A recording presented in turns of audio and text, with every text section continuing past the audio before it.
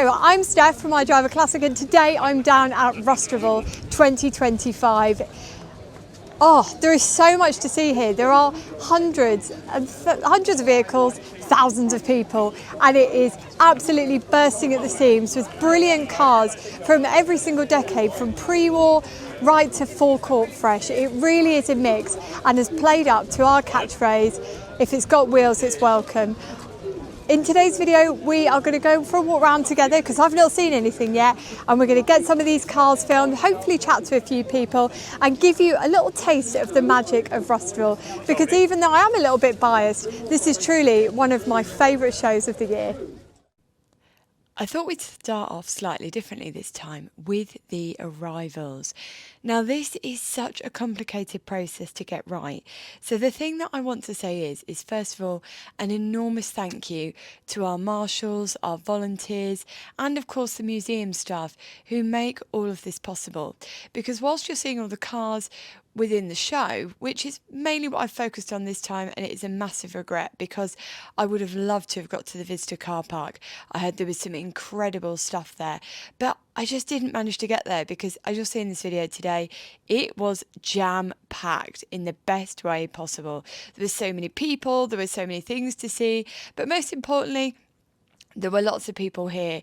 Now, I love showing you on video how these Rustival shows go, but my priority will always be to the people that have really gone all out and they've come down and they've brought their car and they come and see us, because I love face-to-face interaction. So the video today is very much a snapshot of what I was able to see. I was able to leave my stand for less than an hour, and every time I left, I ended up having a chat with people, and I was talking about everything from people's pets that they brought along to amazing cars that people had restored in their garage at home, and cars that people had inherited off grandparents that they'd found less than a week before, and they thought, right, the first place I want to bring it to is Rustival. And so for me, that was such a priority. So hopefully this video gives you a wee bit of an insight into what Rustival had. And what I loved as well was people were out there prepping their vehicles as well, because of course we do say all wheels are welcome, and in any state as well. And that's really important. So if you're watching this video, and I'm sure there are a few of you, that maybe didn't quite get that message that absolutely everything was welcome in any state possible, it really, really is. An enormous thank you to the museum as well for rolling out the prototype. Oh, I need to go back to the museum because I really wanted to see the prototype and find out more, and I just didn't get an opportunity because I was busy nattering away to everybody on the stand. But goodness me, weren't there some already, haven't we already seen some absolutely superb vehicles? And these bad boys were brought by Laurie Mechanical Marvels, and that one, the one on the left, that of course I've forgotten the name of as I walk away. I was in love with the dump truck. That won an award for Best in Show because not only was it here, but heroically, Laurie picked it up the night before the show to bring it. And we just thought, well, that is absolutely marvellous. So I will say again, everything in any condition is welcome. I myself tried to get to the car wash in the morning. So we get to the site really, really early. We get to the site an hour before it opens, and the show opens at 7:30. And I pulled up to the car wash and I thought, right, I'm early, I'm here. And then the car wash man said, it's not open till 8. And I thought, right, okay. So the birds had used the car as target practice the day before. I was so cross, couldn't believe it. I thought, oh, all the effort was wasted. But there were so many people that had prepped their vehicles, and I couldn't believe how many rare and interesting vehicles were here. Right from your bread and butter classics with the chrome bumpers through to 90s and 2000s stuff that you think, oh, that used to be on everybody's street. And then you think, wait a minute, I can't remember the last time I saw one of those. And another thing that I loved about this show more than anything was the variety of ages. So you had everybody from young parents bringing children along that were really excited, and I love how much kids are excited about cars, right through to older folk. So there were people that I met that were in their 80s and 90s, and that is another great thing about Rustival, I think, is that you see all the ages and all the generations mixing. And I always say that I think the world would be a lot more harmonious if we were encouraged to mix, because the more you mix, the more you realise actually we're all exactly the same. So first of all, let's meet a young person who has bought a classic. Now we're down. It's our first person that we're having a chat to is Pavel with the Citroen BX. You are a very young man. What's brought you into Citroen BX ownership?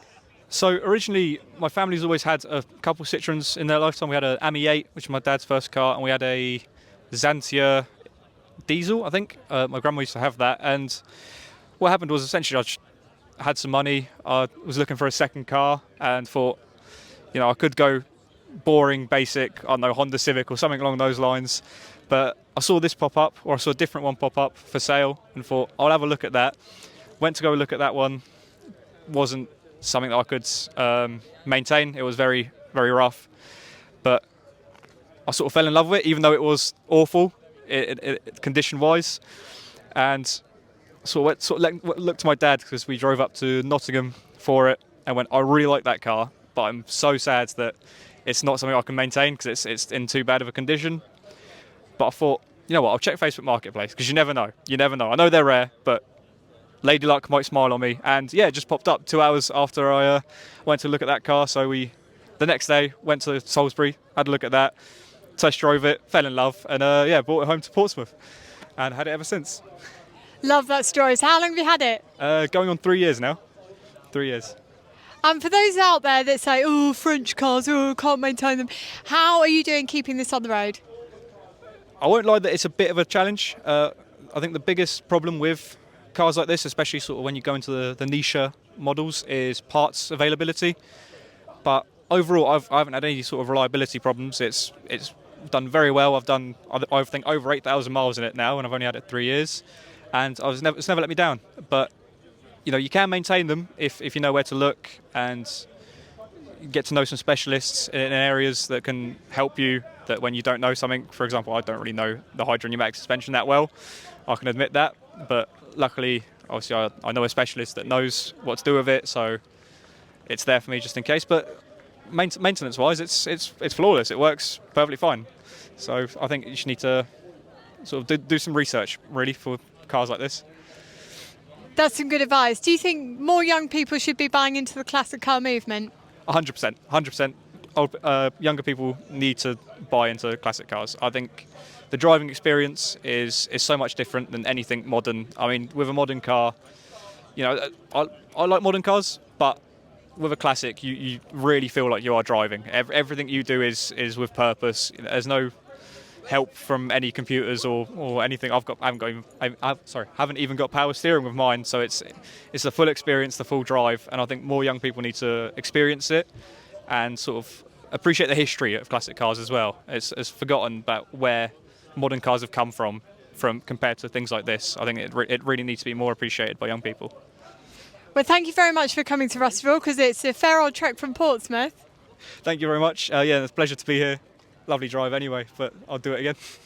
Brilliant. Right, let's go see what else we can find. Something else I absolutely loved about Rustival this year was seeing people that had met last time, or, Rustival 1 or Rustival 2, had met and then they'd formed a friendship. And I think friendships are so important. We talk a lot about, it doesn't matter if you don't get married anymore. It doesn't matter if you don't buy a house anymore. The one big thing that I think matters so much nowadays, more than ever, is friendships and quality friendships. And one of the things that I'm most proud about at Rustival is something that Carly kicked off. Carly from Hubnut is Friendship Corner. Right. Friendship Corner is amazing because it's a group on Facebook. So if you haven't found it yet, you should come and join us. It's really good. Just make sure when you join the group, there is a joining question. Please make sure you answer it, because we can't approve you unless you answer the joining question, because that's how we keep the bots and, strange creatures out of the group and keep it really nice. Is you just have to answer this question. It's a really easy one. The question is, where was Rustival held? Well, you're watching this video. It was at British Motor Museum. So there's your answer. So go and join it. Anyway, it was really great to see lots of people that had met at the last two coming together and being together here. And we even held Friendship Corner on Ian and Carly's stand, and people could meet there and use it as a meeting point. And Carly remarked on stage that one of the funniest things is that the first two Rustivals, everybody had been chatting away to her, and this one, people used it as a meeting spot to meet their friends again. And that is so lovely, because I don't know about you, and I'd love to know actually in the comments section, but have you found that you've made really quality friendships through car shows and through car clubs? Because I know I have. All the people that were helping run my stand today, I mean, the three main ones were Richard, Tom, and Joe. And those three were people that I'd met through car shows or through car clubs. Without them, didn't really know them. So that again is why it's so important that we have things like Friendship Corner, because it allows you to make lifelong friendships, because they aren't people that I just see at car shows now. They're people that I do everything with. So I mean, Joe and Richard, we've been on holiday. I mean, we're due to go to New York together in October to, guess what, visit our friend John that we know through cars. And bizarrely, we all met at a car show in 2016. So cars aren't just cars. And I would like to hear about your friendships that you've made in the comments section below. Now, let's have a look at some more cars and meet some more people. Now let me tell you this, all the best things were made in the 1980s. Me, some decent technology that I can't think off the top of my head, like set players, and also this 1989 Nova. Now John, tell us about this gorgeous car, and tell us where you got that shirt as well. Well, this is our, as you say, this is our 1989 Nova, which we've had now for 12 months. I've got a bit obsessive about 1989, so everything I've got on is 1989, even down to the watch and the aftershave. It's a bit sad, I know. Yeah, we've had Amy for 12 months now, so she was a barn find, and sadly we think the story is that the gentleman who had her passed away in 1996, so she'd been sat in a garage since then, and there's a few marks on her where they'd been storing furniture on top of her, but we'd recommissioned her and she's used daily with us. So best car I've had, I think. I don't know what you think, Darren? Oh, absolutely, best car. Yeah, it's wonderful. Darren's off the mic there, but he said absolutely best car, wonderful. And this is the lovely thing, is that people are taking these cars on, cars that so many of us haven't seen on the roads for decades, and bringing them back to life. Where's the furthest you guys have gone in her? I've been up to your mum's, Darren's mum's in Lancaster, probably about 25 times from North Wales and back. So that one was a bit of a stint over a short period. Today is probably the closest it's been to where it came from. So that's probably it. So, but we were confident we got here without any problems. So I'm quite pleased with that. And what's next for you guys and Amy? Some local car shows, I think. And we've bought another classic, so it tends to happen. I'm sure you'll agree with me on that one. So we've got this, and we've got a Carina as well. So there's not many of those left. So we're quite pleased with that one because the engine was built in Deeside, just down the road from where we live. So yeah, but next, I think a few more with this year if we can fit it in. But certainly a few more, maybe Festival of the Unexceptional next year. Festival of the Unexceptional is a very good show. If you haven't been and you're into cars like this, it'll be the perfect place for you. Martha, do you have any words to add? No, I think she's going to eat the mic, and I can't afford for her to do that because we've still got more cars to see and more people. So it's goodbye from these guys, goodbye from Martha, and we'll go and see what else we've got on the show. Next up, some more cars. Now, I know that you must be thinking, blimey, there's a lot of cars here. And there were nearly 1,000 exhibitors, which probably explains why I've not managed to cover absolutely everything in this video. And again, I do apologise. So if you're watching this today and you're bummed out because you're like, oh, Steph, you didn't get to capture my car, I'm really, really sorry. It wasn't deliberate. It was just absolutely wild. Now, that Range Rover actually just reminded me that something that some of the attendees did this year that I imagine they'll do again next year is they all booked the same hotel. They liaised on Friendship Corner, and then they had a bit of a mini meet / dinner together the night before Rustival. And I know that Range Rover was in the car park because I saw the pictures uploaded of all the cars together, and I thought, oh, that's fantastic that people are doing the meet up the night before. So if you're thinking about coming to Rustival and you're thinking, oh, I'm going to make a bit of a weekend of it for the next one, be aware that that is very much something that you can do. Now, as we walk around, you'll notice that there will be clubs and groups and different people coming together as well. That's something we did have clubs and groups this year, and we had Women's Drivers Social Club, we had the GCCG, which is the Gay Classic Car Group, we had Nordic Rides, we had the Morris Minor Community, we had the I think, was it Smart Roadsters or the Smart Owners Club? They were all together. By the way, we've just passed my favourite car, and I meant to tell you about this. Did you see the car with all the crochet on it? Now, as many of you might know, I am a very keen crocheter. It's one of my favourite hobbies to do in downtime, and the person that had bought that had bought it less than 48 hours before the show, and the car was covered in crochet squares. I've put a picture of it on my Facebook page so you can go and have a look at it, but I might try and upload a picture of it as well to my YouTube post so you can see it there. But it must have taken whoever put that all together absolutely hours, because I'm not the fastest of crocheters, and I looked at it and I thought, oh my goodness, there must be at least 100 to 200 hours of crochet squares in it. And then my second thought was, what if the birds had used this as target practice? How would you wash it? And then my third thought was, I wonder what wool they used, because it had slight shrinkage, which is a very geeky thing to think. But anyway, as you can see here, as we wander down the rows, the variety and the mix is absolutely wonderful. And I love the fact that everybody's quite happy to park next to each other. There's no snobbery, there's no exclusion.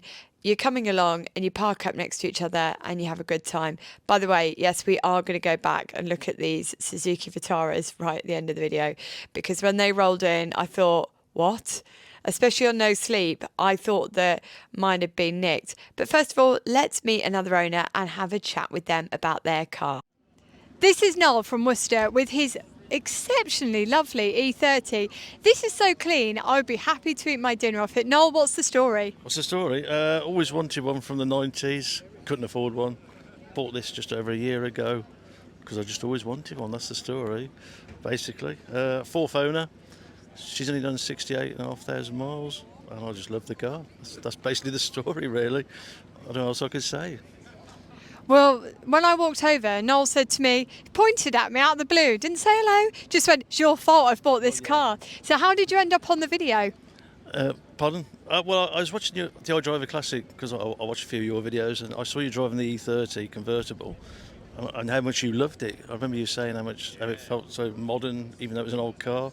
And I thought, I've got to get one. I've just got to get one. And I must have watched the video. I don't know how many times I watched it, to be honest. And then I saw this come up for sale, and here we are. So I just thought, why not? Get one. I sold my Golf and bought this. Controversially, I think that's a really good choice, because if it was anything like my Golf, my God, this will be a much bigger upgrade. So tell us, what have you got planned for the rest of this year and next year in terms of adventures? Himley Hall next week. Big show there. I don't think there's much else on after that, really. So it'll probably get locked away over the winter, do a few little jobs on it, and get back on it next year, back here, hopefully. Good one. And what's your favourite thing about owning and driving this car? Everything. I just love it. I can't really say, to be honest. It just feels, I just love it. When I get in this, it puts a smile on my face. I just go out for a cruise in it. It's great. Just love it. What else can I say? Love that. And that's the magic that you don't always get with a brand new modern car. Sometimes when you get into a classic, all the magic is simply there the moment you turn the key and you drive away from home. Now we're going to go and see what else we've got on offer here. As you've probably already seen, there's a diverse selection. So come on, let's go. Hey, you might recognise some of these, especially if you watch the Hubnut channel, and you might also recognise this, which is Claire and Mush's camper that we had on the channel. Gosh, was it last year? God, time really does fly, doesn't it, when you're hurtling through life from one breakdown to the next. Now, I just want to give a shout out to this black Jag and this brown Marina, because the black Jag is owned by Richard and the brown Marina is owned by Tom. Can you believe Tom is dailying that? I mean, hats off to him. I think that's fabulous, because so many people are so quick to go, oh, Marinas are totally rubbish. But as Tom said, he has rescued more cars than cars have rescued him. I think, has he even had a breakdown yet? I don't know, but I love seeing stuff out that's a bit of an underdog. And as we wander down the rows, I do, of course, love seeing all the British classics. It's almost my favourite. But you'll notice there's a lot of rarer Eastern Bloc stuff. There's a lot of French stuff. And I love seeing all of that as well. For me, one of the biggest thrills of Rustival is you don't know what you're going to get. It's like putting your hand into a big bag of pick a mix and you pull something out and you think, oh my God, wow, that's pretty good. And I've seen so much stuff here that I haven't seen in ages, or that I haven't ever seen before in real life. And I enjoy that element of it, in the same way that I told you when we went to, where did we go? Oh, Festival of the Unexceptional. And I said that we saw stuff that we hadn't seen before, that we hadn't seen in years and years and years. So hats off to all those people that not only buy cars like that, but keep them on the road, because buying it is the easy part. Keeping it on the road is the real challenge. Now, you might notice there are some gaps down here, and this is because, well, I didn't get to film until much later on in the day, and some people had to shoot off because they had work, or they had to be somewhere else, or because they had childcare, and that's fine. And that's one of the things that we do at Rustival. We would love you to stay with us till the end of the show at 3-4 o'clock-ish, and some people do. Some people stay all the way until the museum closes. But also as well, we don't put a blocker on you, so if you do need to dash off for something, that's okay too, and you can arrive when you want. That's also okay, because Rustival is a very relaxed show. The one thing I will say though is that if you are coming to Rustival and you are wanting to be nearer the front, you will need to arrive when the show opens. And the other thing is if you are wanting to come to the next Rustival and you're wanting to exhibit your vehicle, please get your ticket early, because I spoke to lots of people that didn't manage to get an exhibitor ticket. And as I always say, you need to be in there early, because they sell out every single time. Now, I've told you my favourite car, which was the crochet vehicle.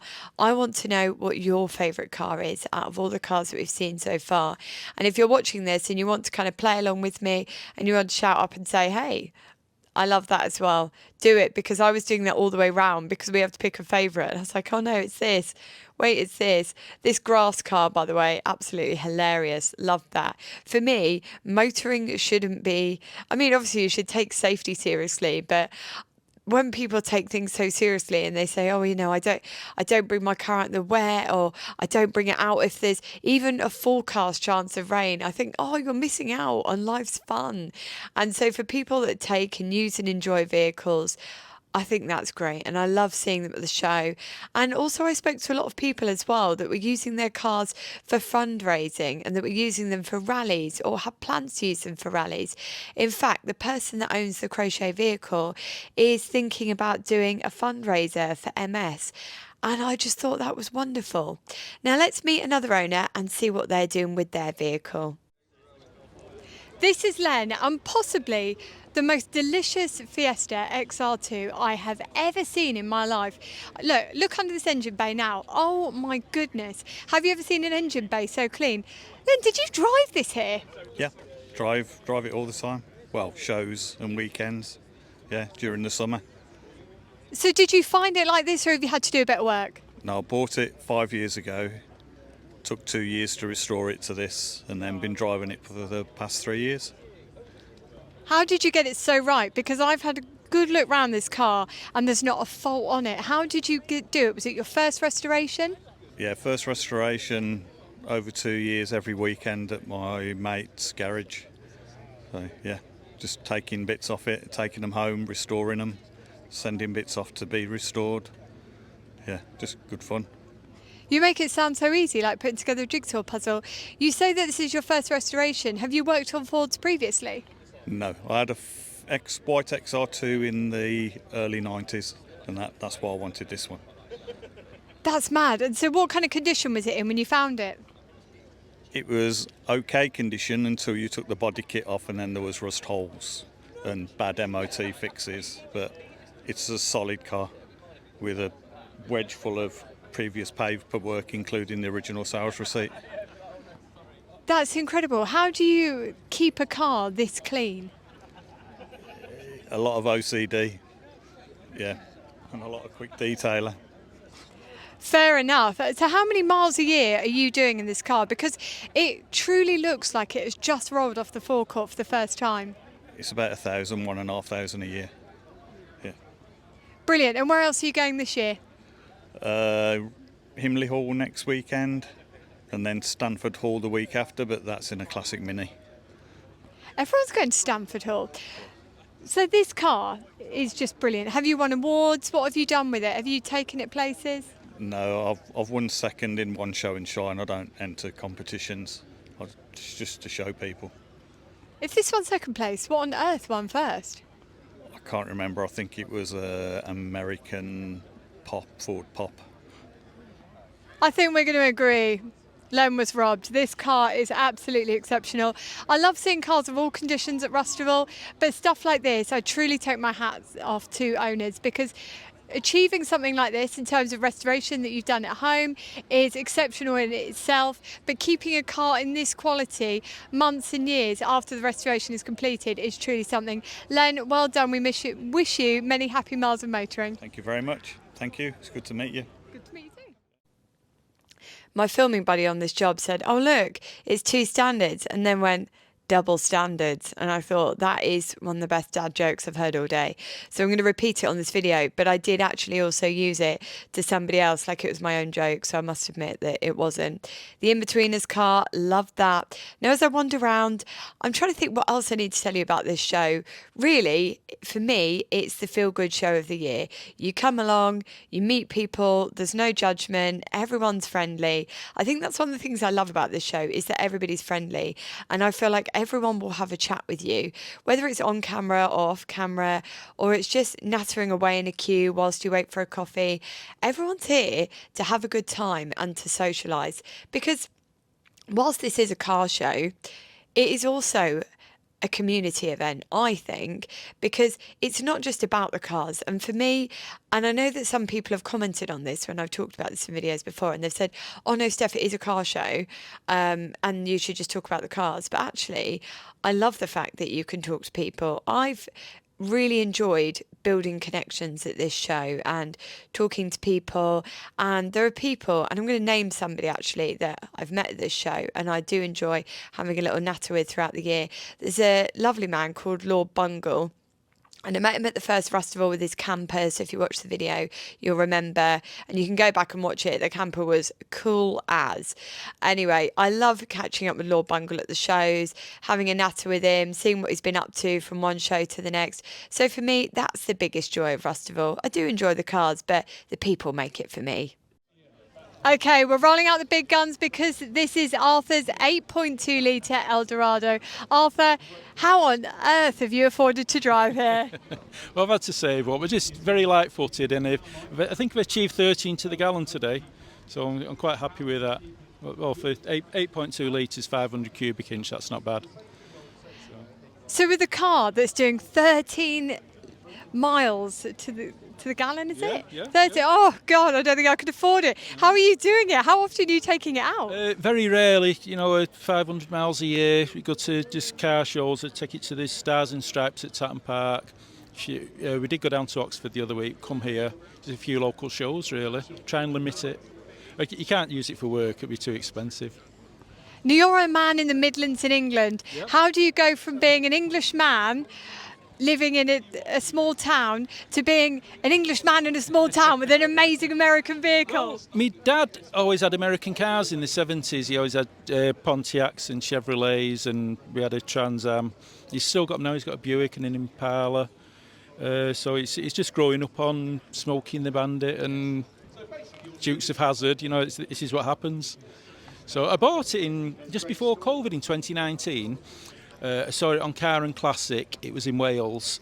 I went to view it and I thought, well, if I don't get it, I'll never have one. So, but I'm really pleased with it. It's a 1970. It's front-wheel drive as well. 8.2 litres. It's an acquired taste. It's not everybody's cup of tea, but I love it. I think it's absolutely majestic. Where do you store something like this? Because this isn't going to fit in a new build garage. No, it's a purpose-built garage. We've got a couple in it. Got 4 American cars in it. So it's about 40 foot long. The car itself is 18'5", so it's longer than some of the station wagons. The hood itself it's actually spot on 6 foot from the wipers to the tip there. I don't think it's a coincidence. He must have designed it to be 6 foot long. So yeah, and it's a 6-seater, 3 in the front, 3 in the back. It's okay. I like it. Now you just breezed over something, and I thought, hold on, you need to elaborate here. You have more than one car at home. What else have you got? I've got an XR4i. We've got, my father's got a Buick Electra 1959 with the fins, lots of chrome on it. A 60 Impala Chevrolet, and there's a Trans Am as well, a black Trans Am with the eagle on the bonnet. So there's a few there to go at. I love that. Yeah. Do you want to know what my daily drive is? A Nissan Leaf. It is.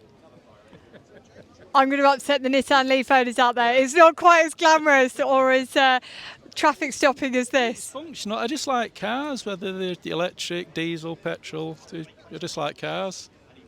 Now, getting parts for your Nissan Leaf is going to be a piece of cake because obviously a Nissan dealership will support you. Where are you getting parts for this? Well, I've just my driver's electric window failed. If we worked out it was the electric motor, we had a look in America, $300 plus postage plus import when it gets here. And I went down the Google rabbit hole for a couple of hours and I found out it's the same motor on a Rover SD1. So I got one for 25 quid off eBay, fitted it, and it works a treat. That's a massive win. Martin Lewis has got nothing on our Arthur, has he? Now we're going to go and see what else we've got. Thank you so much for coming all this way, because I'll tell you what, that is overdraft territory. Anyway, any final words for anyone who wants to buy an American car? Just do it. Just go and buy it. I bought it without my wife's permission and was on vision but no sound for 2 weeks. But I've got it. It's easier to ask for forgiveness and permission, isn't it? So I say that at work when I do terrible things all the time. Yeah, just do it. Just do it. There we go. Life is for the living. Your overdraft is for spending. Go and buy a classic car. Come on, let's go and see what else we've got. Look, I know I keep saying it, but isn't the variety absolutely marvellous? You've got a Standard, you've got a BMW, you've then got this Ford, and then something that I really, really liked at the show, and a highlight for me, was these Rover Metros. There were so many of them out. Now, I'm going to tell you a little story that you might know already if you've watched some of my other videos, is when I first learnt to drive, I learnt to drive in a Rover Metro. My best friend, James, had a Rover Metro. His mum had a Rover Metro, my mum had a Rover Metro, and then guess what I ended up with? A Rover Metro. Except that mine was so rotten, it had to go to the Great Scrapyard in the Sky after, 4 months? It didn't last very long. But it's left me with a lifelong appreciation of them, if for nothing else, how fast they can go. Because I was absolutely horrendous and I clattered round in that Rover Metro with absolutely zero respect for the K series under the bonnet. And so for me, seeing those, it's been really reminiscent today and I've absolutely enjoyed it. And I've also absolutely enjoyed seeing so many young people with their first car on this, I was going to say rally field. It's not a field, is it? It's a car park. But seeing all these young people with their first cars, loving them, having that first motoring experience and getting hooked. And as I said on stage, realistically, it's so much easier to get a young person who's into a car of any age into something older and keep those older cars going than to force someone who's never really shown any interest in cars into enjoying these older cars. So we need to nurture and love and cherish these young people, because they're the people that are going to keep the much older stuff going alongside these newer classics. They are the future. Living in Yorkshire, a Land Rover, and especially a series Land Rover, is quite a common sight. But this is not what we saw you in last time. Take it away. Last time you saw me in the Bedford CF.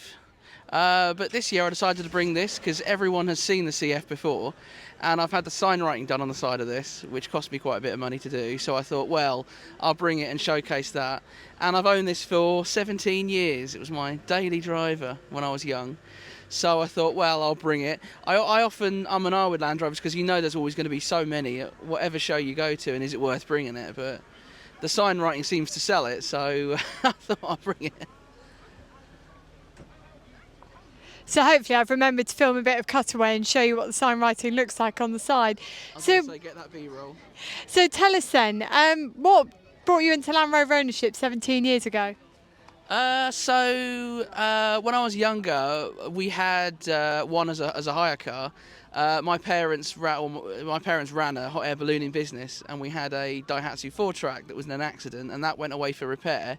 And my love of Land Rovers came about when my parents had a 110 Defender as a rental car, as a hire car, and then Dad went on to get larger balloons, and of course Defenders have 12 seats in them, so the 12 seats was good for passengers and crew. And then as a kid I kind of grew up around them, and I always wanted one, but I always preferred the series. And Series 1s were crazy money, and when I was 17, 18, Series 3 like this was about £1,000. Obviously they're a bit more now. And then I got it, I dailied it for a bit, I had moderns for a bit, hated them. Now I daily an old Volvo and have this for the weekends. And I just love them, they mean a lot to me. Do you think it's still a car that a young person can use and enjoy and drive regularly, or even daily like you did back in the day? I think so, as long as you know the issues, you got to tinker with it. See, I love tinkering with cars now, but at the time I didn't, and I always would take it to a mechanic, and my mechanic said to me, Harry, it's a labour of love, you've got to learn how to fix it. And he said, come on, let's do it. And he fixed it. I fixed it in the workshop with him, and he's like, right, now go home and just do it whenever it goes wrong yourself. So as long as you go into it knowing that you will have to learn things, even if you don't want to, you'll learn to love them. I think the fuel's a lot more now than it was then, and you just got to understand, no power steering, no power brakes, there's no servo or anything like that. So you've just got to learn that it ain't going to stop like a modern car. It's going to leak, it's going to be cold, but I think if you have the right passion, you'll be able to do it without problem at all. That's some great advice, Harry. Thank you so much for bringing this today. Absolutely. And we'll see you again. Absolutely, yeah. I'll try and bring the CF again, or maybe the Volvo. I don't know yet, or my Acclaim, one of those. If there's any way that I can sway you, I'd really like to see the Acclaim. Well, it's a bit rusty at the moment, and I've got two Acclaims. One's for sale, one's at the garage being repaired. But I will try and get the Acclaim here when it's done, if it's done. Well, he's probably got a year. So let's go and see what else we've got. And Harry, thank you very much. No worries, thank you. I just want to apologise again that I couldn't film absolutely everything at this show because we are now coming to the end of all the cars that are on display.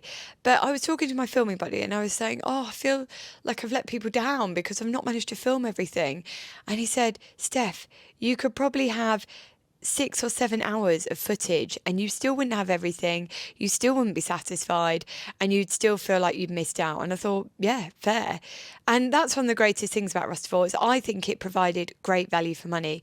Tickets were less than £15. You got entry into the museum, you got entertainment all day on stage, you got all these cars, you got displays from different groups, you got stands that you could interact with, you had funny little competitions and things going on throughout the day.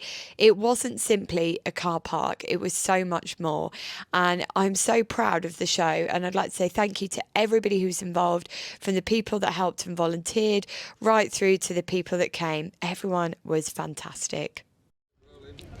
The Spice Girls once famously sang 2 become 1, but in this video 1 becomes 2 because we started with one of these green Vitaras and we've ended up with 2 more. They are 2 different ones, they're not the same.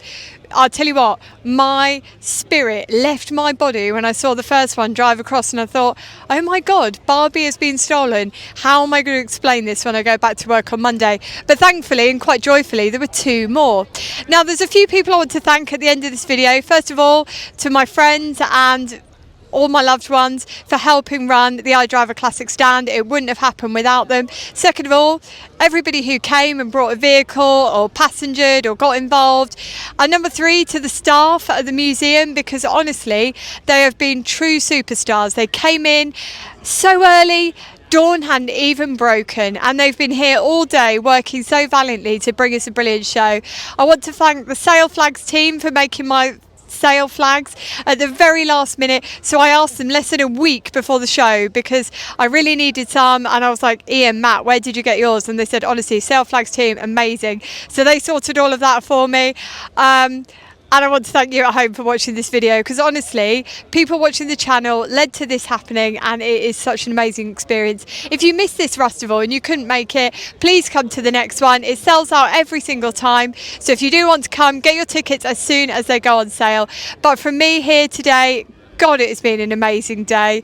I have had such a great time, even though this video is so much shorter than I would have liked it to have been, because I've been gassing away to all and sundry. So I guess from me today, sleep-addled, absolutely knackered and slightly frazzled. Take care and drive safely. 9, 8, 7, 6, 5,